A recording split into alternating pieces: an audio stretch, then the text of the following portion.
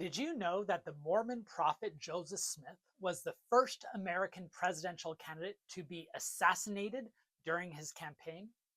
My name is Benjamin Park, and as a scholar of Mormon and religious history, one of the most frequent questions I get asked when lecturing to a public audience is, did Joseph Smith actually run for president, and did he actually think he had a chance to win? And further, when I talk about Joseph Smith's presidential run, it's a topic that often surprises people and fascinates them.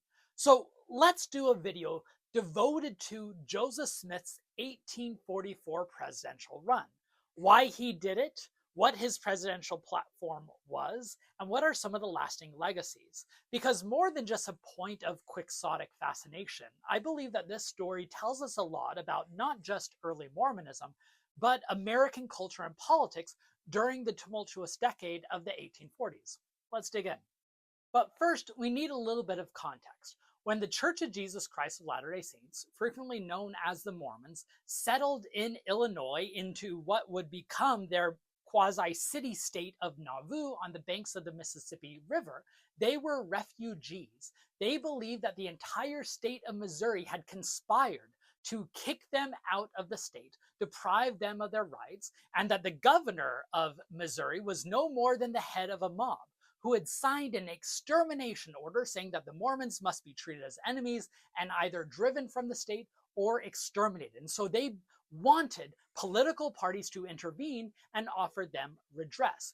Joseph Smith traveled to Washington, D.C. in late 1839 and met with a number of politicians, including the president at the time, Martin Van Buren, who was in many ways the founder of the two-party politics system in America.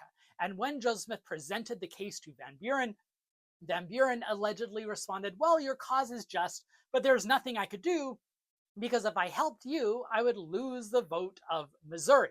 Again, he was really skilled at the political calculus. But to Mormons, this was a betrayal. This seemed to show that the existing political system would not help them. And so they had to find a way to help themselves. And one of the ways they did this would be openly politicking with the two political parties of the day, the Democrats and the Whigs, who were about evenly divided in the state of Illinois. And what surprised me when I researched this topic was that these politicians at the local level in Illinois were willing to play ball. They were willing to pledge their support in backing the Mormons in return for the thousands of Mormons moving into the state to vote for them. One of my favorite examples was an aspiring congressman by the name of John Harper, who wrote this letter to Joseph Smith in 1842 and said, I want to have a seat. I really support the Mormons. I've always been on the side of the Mormons. Please give me the Mormon vote. And then just a couple days later, he follows up with another letter that says, hey, I found out that you just got word that I attended an anti-Mormon convention last month. I promise you, I was only doing it to try to talk them out of attacking the Mormons. A very desperate and superficial appeal, but it demonstrated how deeply invested these Illinois politicians were to try to win the Mormon votes, because the Mormons were good at gathering their votes together and practicing what was known as block voting. Here is that election in August of 1842. John Harper ended up not getting the Mormon vote, not to give you a spoiler. But here is one sheet from the voting rolls that shows how they voted in unison. This was block voting. This is what the Latter-day Saints believe was necessary in order to force the politicians to listen to them. Outside of Nauvoo, of course, that seemed like an infringement on church and state and a stepping on the citizenship consciousness that was so important for a democracy. And then all of these competing forces and interpretations of democracy came to a head in 1843. I just want to do a quick plug that if you are interested in this broader story, I recommend my book, Kingdom of Nauvoo, The Rise and Fall of a Religious Empire on the American Frontier, which talks about the entire Nauvoo story as a moment of democratic crisis. And also, if you enjoy these types of videos, please subscribe to the channel if you haven't already, and like and share the video. All right, let's move on with the story. A few things you need to know about the Mormons in 1843. One, Joseph Smith had been a target of extradition back to the state of Missouri 3 times by the summer of 1843, in which authorities in Missouri were trying to get Joseph Smith to come back to stand trial for his alleged crimes connected to the Mormon Missouri War of 1838. Joseph Smith, of course, and justifiably believed that he would be killed as soon as he set foot in Missouri, and so they tried to find ways to evade the law. So that's the extradition background. On the third attempt to extradite Joseph Smith back to Missouri, Joseph Smith received help by a guy by the name of Cyrus Walker. Cyrus Walker had actually been a longtime friend of the church. He had helped Joseph Smith and the church get out of a number of legal quagmires up to that point. And when he helped Joseph Smith escape extradition in that spring and summer of 1843, he then turns to Joseph Smith and says, "Hey, by the way, I am running for a congressional seat on the Whig ticket. If I help you, I expect your support." And Joseph Smith apparently said, "You got it. I will support you in the upcoming election." Then, in the ensuing months, the Whigs assumed they had the Mormon vote locked up because of Cyrus Walker. However, the Democrats tried to claw the Mormon vote back. Thomas Ford, who was the governor of Illinois at the time and was a Democrat, started speaking to the Mormons saying that, hey, if you start helping the Democratic Party, I will cut down Missouri's attempts to extradite you, and I will grant Nauvoo more of the city-state powers that you so desire. And the Democratic candidate for that congressional seat running against Cyrus Walker, a guy by the name of Joseph Hogue, said likewise that if you support me, I will support the Nauvoo's attempt to overrule and nullify these extradition orders. And this left the Latter-day Saints in a bind. Joseph Smith had already pledged his support for Cyrus Walker, the Whig, but it seemed the Democrats were going to be more willing to work with Nauvoo, especially in their attempts to strengthen their habeas corpus laws. Maybe a story for another video. So when it came time for a general conference in early August of 1843, just days before the general election, Joseph Smith got up and said, "Hey, I'm supporting Cyrus Walker like I had promised." And then Hiram Smith, Joseph Smith's brother, gets up at the stand and says, "I have a revelation that the Latter-day Saints should support the Democrats and Joseph Hogue." He sits down. Joseph Smith gets back up and says, "Well, I've already promised to support Cyrus Walker, but I've never known Hiram Smith to have a revelation that turns out to be wrong." Everyone recognized the choreographed dance this was. Joseph Smith fulfilled his promise and voted for Cyrus Walker, but all the other Mormons then voted for Joseph Hogue, the Democrat. From that point on, neither political party was willing to work with the Mormons, and that left them much more desperate to seek other options. Thomas Ford himself, remember the governor, said it was from that day on, after that August 1843 election, that the days were numbered for the Mormons in Nauvoo. So as 1843 came to a close, Latter-day Saints in Nauvoo and the broader nation started turning their attention to what was going to be a largely important presidential election the next year. 1844, it seemed like everything was up to grabs. The sitting president at the time was a guy by the name of John Tyler, who was the vice president before William Henry Harrison died, and though he was elected on a Whig ticket, was not really supported by the Whig party. The Whigs seemed like they were going to support Henry Clay. The Democrats, at least by late 1843, they wanted to support John Calhoun, but soon he would fall out, so others like Lewis Cass were also popular. In other words, everything seemed up in the air. So Joseph Smith and the Mormons, feeling the political walls closing in around them, wrote all 5 of the leading presidential candidates and wrote, if you were elected, what would you do to help the Mormons? 2 of the 5 never responded.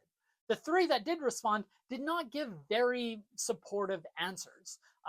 Henry Clay and Lewis Cass, they both said, well, we don't want to enter into any agreements before entering the White House. And John C. Calhoun, the guy who is famous for being a foremost South Carolina nullifier and also known for his phenomenal neck beard, which my students will always remind me of, he wrote back and said that this is a states' rights issue. The federal government has no power to get involved.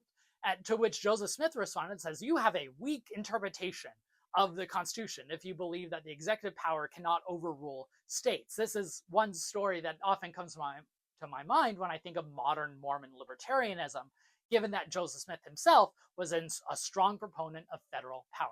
But after not receiving good responses from those 5 candidates, Joseph Smith met with his closest advisors in late January of 1844, and they didn't know who they should send their votes to or cast their allegiance to. One of those in attendance said, well, why don't we nominate Joseph Smith for president? He's the only one that can reflect our interests and preserve our liberties. A visitor who was at that meeting, a guy that we just know by the name of Captain Walker, didn't even seem like a Mormon, he then cast a toast to all those involved, saying, may your enemies be skinned and their skins be made into drum heads for your friends to bang upon. It was that type of triumphant meeting. And it was from that meeting that Joseph Smith declared his own candidacy for the presidency. Within a few months, they had a nomination conference held in Nauvoo in which they formally nominated him, and they sent out 200 electioneering missionaries to the nation to spread his message. So the question I get frequently asked is, did Joseph Smith really believe that he had a chance at being elected? On the one hand, I want to make it clear that there were many political movements during the time who did present what were described as protest candidates, who had no chance of winning but were meant to spread the message across the nation. Just in 1844, we have the rise of the Liberty Party, an anti-slavery group who knew they had no chance to win, but also knew that a presidential contest was a way to get their message known. Joseph Smith likely saw his campaign, at least in part, as a protest candidacy. However, even if they knew their chances were low, they still took their campaign really seriously. Their 200 electioneering missionaries, including their top apostles, sent across the nation, were meant to establish nominating conventions in each of the states to make sure that he fit the constitutional requirement of being nominated through a convention process. And they acted as if Joseph Smith had a chance. Joseph Smith even boasted at one point after reading the newspapers, when I look at the Eastern presses and see how popular I am, I don't know why this is my Joseph Smith impression, but that's my Joseph Smith impression voice, I am afraid I shall become president. Joseph Smith was always one to boast. He never lacked confidence in himself. Most of the press outside of Nauvoo treated it as a joke. I really enjoy the framing that Spencer McBride, who wrote a wonderful book, Joseph Smith for President, puts it, that Joseph Smith and the Mormons believed it would take a miracle for him to be elected, but they were a group of people who believed in miracles and that miracles could happen. So I think the answer to did Joseph Smith believe he had a chance is no and yes. Another question I frequently get is, what were Joseph Smith's presidential campaign positions? What did he run on? Within a few weeks of him announcing his candidacy, they had a campaign pamphlet titled General Smith's Views on the Powers and Policy of the Government of the United States. It was largely ghost-written by one of his secretaries, William Phelps, but likely at least reflected a number of his ideas. And there are a few positions that are noteworthy. He argued for strengthening the power of the federal government to protect minority rights. He argued for the end of debtors' prisons. He wanted most prisons to be abolished. He argued for reducing congressional salaries, very much a populist local perspective of reducing politicians' power while also strengthening the federal government. He also presented a moderate anti-slavery position. Some have gone too far in saying that Joseph Smith was an abolitionist. He wasn't an abolitionist. To be an abolitionist, you had to believe in the immediate abolition of slavery, no compensation for enslavers, and the integration of African Americans into society. Joseph Smith didn't believe in any of those three, but he did believe slavery was wrong. And his solution to solving the slave crisis would be annex Texas, which was a major topic at the time, and then selling off the public lands in Texas and taking that money to pay off enslavers and free the enslaved. Joseph Smith then believed that the enslaved would be moved and colonized down to Central and South America, but Joseph Smith's complicated views on race may be a topic of a future video. I also want to emphasize that Joseph Smith was not the most astute political student. He didn't really understand the different political parties. And one of the best examples of this is that in his pamphlet, he praises Andrew Jackson as the best president America ever had. But he also calls for the return of a national bank, something that Andrew Jackson stopped or ended and denounced as corrupt. So, in other words, Joseph Smith's presidential campaign was mostly a populist message that wasn't very systematic in his political theory. Now, Joseph Smith was killed by a mob while he was held as a state prisoner in the county jail of Carthage, Illinois, before the presidential campaign ended. In fact, it was going to be just a week or so later that they were going to hold a national nominating convention in Baltimore, Maryland, the same city where the Democrats and Whigs held their national conventions. And that convention still met, although they met and it was a very gloomy, sad, probably the saddest presidential party convention ever held. But that's a story for another day. There have been some conspiracies floated around in various books and articles and blogs and podcasts that one of the reasons Joseph Smith was killed was because people worried about what his success might be in the presidential election. That's hogwash. That's nobody really took Joseph Smith's presidential chances seriously outside of Nauvoo. But what his presidential campaign did do is it seemed to signify to his opponents the outsized sense of self and the radicalism of Joseph Smith's message. And so, in a way, his presidential campaign played into his eventual assassination because it seemed evidence, a piece in the key of the story of Joseph Smith being someone above the law who can't really be reasoned with. It's also important to the broader Mormon story because most of the apostles who would eventually take charge of the church, they were outside of Nauvoo because they were campaigning for Joseph Smith, which meant that when Joseph Smith was killed, it introduced a period of anxiety and inconclusive future direction for the church. Maybe I'll do a video in the future on the schism of Mormonism in the wake of Joseph Smith's death, but part of that was framed because those missionaries were gone on their campaigning missions. And finally, there is this funny lasting legacy here that Joseph Smith ends up being the first American presidential candidate to be assassinated while running for office. Now, American history is full of these oddities, but I think it's a fascinating story that shows the vagaries of American political, religious culture, the surprising nature, and also that there's always more weird stuff to find out. Anyways, I hope you enjoyed this video. Please like and share it if you did. Subscribe to the channel if you have not already. History has never been more relevant than it is now, and I'm thrilled to share some of this history with you.